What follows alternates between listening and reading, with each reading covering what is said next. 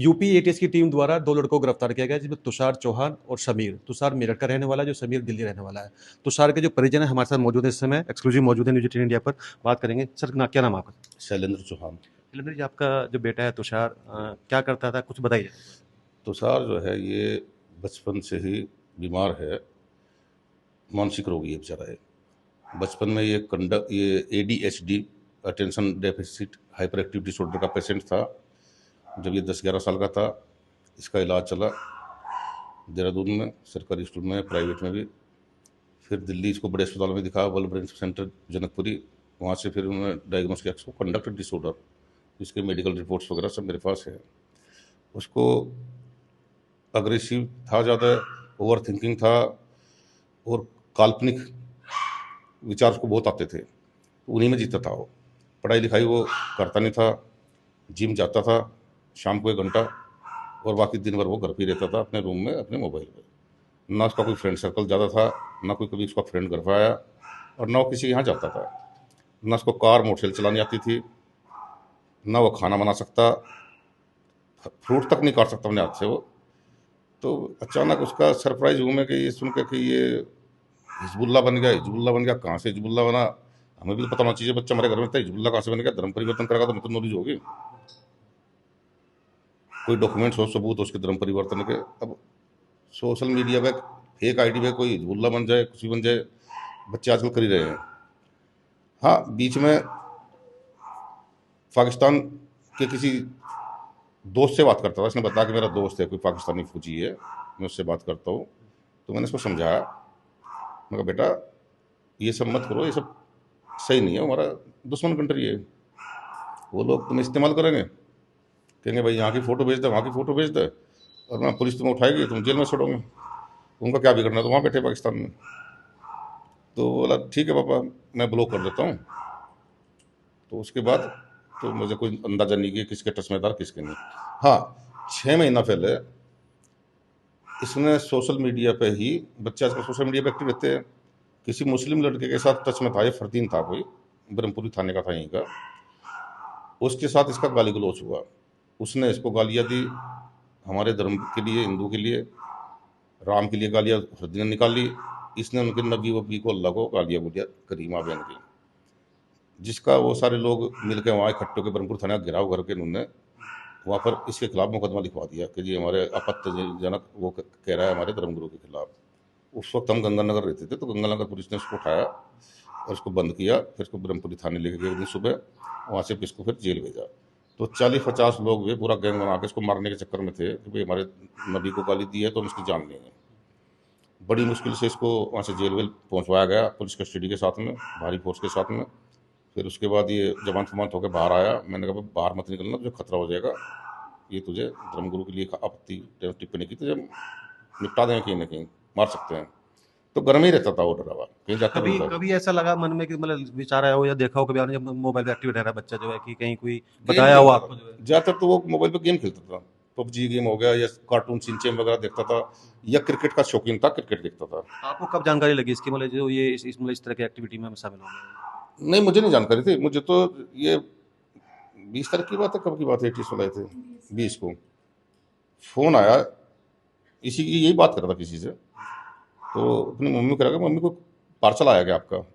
ये बोली नहीं, आप इन्होंने पर्दे ऑनलाइन मंगाए थे। बोली हाँ, पर्दे तो मंगाए ऑनलाइन, लेकिन उसको तो मेरा नंबर है, तुम्हारा नंबर तो है नहीं, तुम्हारा मेरी बात करा। तो उन्होंने मेरे से बात की कि लगे जी पार्सल है इनका, तो आपका एड्रेस का क्या है? हम सैनिक बाजार से बोल रहे हैं, यहाँ से बगल से। मैंने कहा जी मेरा एड्रेस ही है, आप आ जाइए। तो वो आए, 3 आदमी थे, दरवाज़ा खोला, बोले जी हम ATS से हैं, और पहले तो उन्होंने इसका फ़ोन जब्त किया।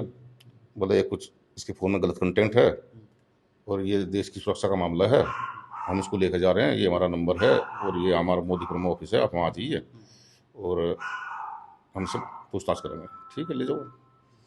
वो लेके गए, मैं वहाँ गया। फिर वो इंस्पेक्टर थे शैलेंद्र सिंह भाटी, उनसे बात हुई। उन्होंने कहा भाई 3-4 दिन में इसको रखेंगे, पूछताछ करेंगे, इसके फ़ोन में काफ़ी कंटेंट गलत है, और अगर ये सही हुआ तो उसको छोड़ देंगे, अगर गलत हुआ तो जय श्री राम। मैं कहा बिल्कुल सही बात है, अगर गलत काम किया है तो ठोक देना साले को, अगर गलती की कोई देश विरोधी एक्टिविटी, हम भी खुद बर्दाश्त नहीं करेंगे, मार देना इसको। और चलिए। बाकी मगर ये खुद उन्होंने ही मुझे कहा कि ये कुछ मेंटली डिसऑर्डर है क्या, क्योंकि वो तुरंत ही माफ गए इसको। इसने जो भी था सब हार्डकोर क्रिमिनल तो है नहीं है, इसने तो सब बताना शुरू कर दिया, मतलब मम्मी पापा को भेज दो अलग, मैं आपको बता देता हूँ किससे बात की होगी किससे नहीं।